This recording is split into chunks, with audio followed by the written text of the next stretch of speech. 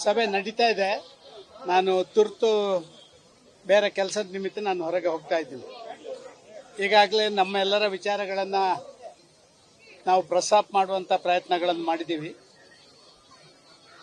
ರಾಜ್ಯದ ನೆಲ, ಜಲ, ಭಾಷೆ ಇದರ ವಿಚಾರ ಬಂದಾಗ ನಾವೆಲ್ಲ ಒಟ್ಟಾಗಿ ಒಂದಾಗಿ ಕೆಲಸ ಮಾಡುವಂಥದ್ದನ್ನು ಮಾಡ್ತಾ ಇದ್ದೇವೆ. ಏನೋ ದೇವರ ದಯದಿಂದ ಕಳೆದ 2-3 ದಿವಸಗಳಿಂದ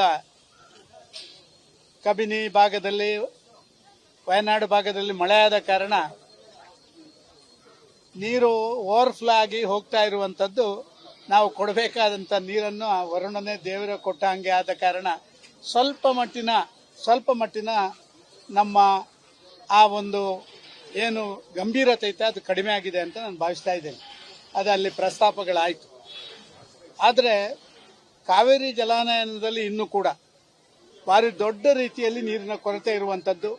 ಈಗಾಗಲೇ ಆಗಸ್ಟ್ ತಿಂಗಳು ಬಂದು ಒಂದು ರೀತಿಯಲ್ಲಿ ಮಳೆಗಾಲದ ಕೊನೆಯ ಕಾಲಘಟ್ಟಕ್ಕೆ ಬರೋ ಕಾರಣ ನಮ್ಮ ಕಾವೇರಿ KRS ಡ್ಯಾಮ್ನಿಂದ ಜನರಿಗೆ ಬರಬೇಕಾದಂಥ ನೀರು, ಅದನ್ನು ಮುಂದಿನ ದಿನಗಳಲ್ಲಿ ಹೇಗೆ ನಾವು 1 ವರ್ಷಗಳ ಕಾಲ ವಿನಿಯೋಗ ಮಾಡಬೇಕು ಅಂತ ಹೇಳುವಂಥದ್ದೇ ಒಂದು ಗಂಭೀರ ಪ್ರಶ್ನೆಯಾಗಿ ಉಳಿದಿದೆ ಇವತ್ತು. ಆದ ಕಾರಣ ಇವತ್ತು ನಾವು ಚರ್ಚೆ ಮಾಡುವಂಥ ವಿಚಾರಗಳಲ್ಲಿ ಅತ್ಯಂತ ಪ್ರಮುಖವಾದಂಥ ವಿಚಾರ ಒಂದು, ಲೀಗಲ್ ಸೈಡಲ್ಲಿ ಇನ್ನು ಕೂಡ 7-8 ವರ್ಷ ಕಾವೇರಿ ಮ್ಯಾನೇಜ್ಮೆಂಟ್ ಅಥಾರಿಟಿ ಬಂದ ಮೇಲೆ ಕೂಡ ಒಂದು ಸರಿಯಾದ ಡಿಸ್ಟೆನ್ಸ್ ಫಾರ್ಮುಲಾ ಇನ್ನೂ ಆಗದಿರುವಂಥದ್ದು. ಇದರ ಬಗ್ಗೆ ಭಾರಿ ಗಂಭೀರತೆಯಿಂದ ನಾವು ಮಾಡಬೇಕಾದಂಥ ಹೆಜ್ಜೆಗಳನ್ನು ಬೇರೆ ಬೇರೆ ರೀತಿಯಲ್ಲಿ ಇಡಬೇಕಾದಂಥ ಅವಶ್ಯಕತೆ ಇದೆ. ಯಾಕೆಂತ ಹೇಳಿದ್ರೆ ಸಾಧಾರಣವಾಗಿ ಇಂಥ ಮಳೆ ಬಾರದಂಥ ಸಮಯದಲ್ಲಿ ಮಾತ್ರ ನಾವು ಇದರ ಬಗ್ಗೆ ಚರ್ಚೆ ಮಾಡುವಂಥ ಒಂದು ಜಾಯಮಾನಕ್ಕೆ ಬಿದ್ದುಬಿಟ್ಟಿದ್ದೇವೆ. ಇದು ಆಗಬಾರ್ದು. ಯಾವುದೇ ಸರ್ಕಾರಗಳು ಬಂದರೂ ಕೂಡ ಕಾವೇರಿ ಇದಕ್ಕೆ ವರುಣನ ಕೃಪೆ ಯಾವಾಗ ಆಗುತ್ತೆ, ಅವಕೃಪೆ ಯಾವಾಗ ಆಗುತ್ತೆ ಅಂತ ಯಾರಿಗೂ ಗೊತ್ತಿಲ್ಲ.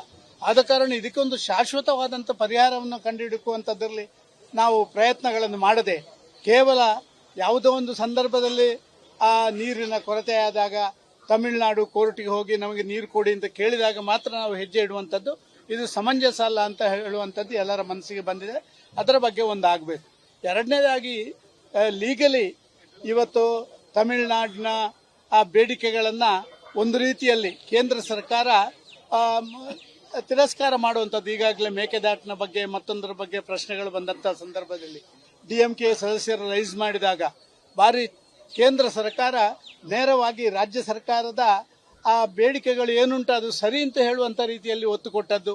ಸುಪ್ರೀಂ ಕೋರ್ಟು ಇದಕ್ಕೆ ಪೂರಕವಾದಂಥ ಅವರದೇ ಜಾಗದಲ್ಲಿ ಅವರೇ ಆ ನೀರಿಗೆ ಶೇಖರಣೆ ಮಾಡುವಂಥದ್ದಕ್ಕೆ ನಿಮಗೆ ಯಾಕೆ ತಡೆ ಅಂತ ಪ್ರಶ್ನೆ ಕೇಳುವಂಥದ್ದು, ಇದನ್ನೆಲ್ಲವನ್ನ ಅತ್ಯಂತ ಗಂಭೀರವಾದಂಥ ಚರ್ಚೆಗಳನ್ನು ಇವತ್ತು ಮಾಡುವಂಥದ್ದನ್ನು ಮಾಡ್ತಾ ಇದ್ದಾರೆ.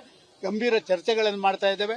ಮುಂದಿನ ಬರುವ ಮಳೆಗಾಲದವರೆಗೆ ಇನ್ನು ಮಳೆ ಕಡಿಮೆ ಆದಂಥ ಈ ಸಂದರ್ಭದಲ್ಲಿ ನಾವು ಏನು ಮಾಡಬೇಕು ಅಂತ ಹೇಳುವಂಥದ್ರ ಬಗ್ಗೆ ದಿಟ್ಟ ಹೆಜ್ಜೆಗಳನ್ನು ಇಡಬೇಕು ಅಂತ ಹೇಳುವಂಥ ಆಲೋಚನೆಗಳನ್ನು ಮಾಡ್ತಾರೆ. ಮೇಕೆದಾಟು ವಿಚಾರದ ಏನಾದರೂ ಸಲಹೆ ಕೊಟ್ಟಿದ್ದಾರೆ? ಅಲ್ಲ, ಮೇಕೆದಾಟು ವಿಚಾರಗಳು ಈಗಾಗಲೇ ಪ್ರಸ್ತಾಪ ಆಗಿದೆ.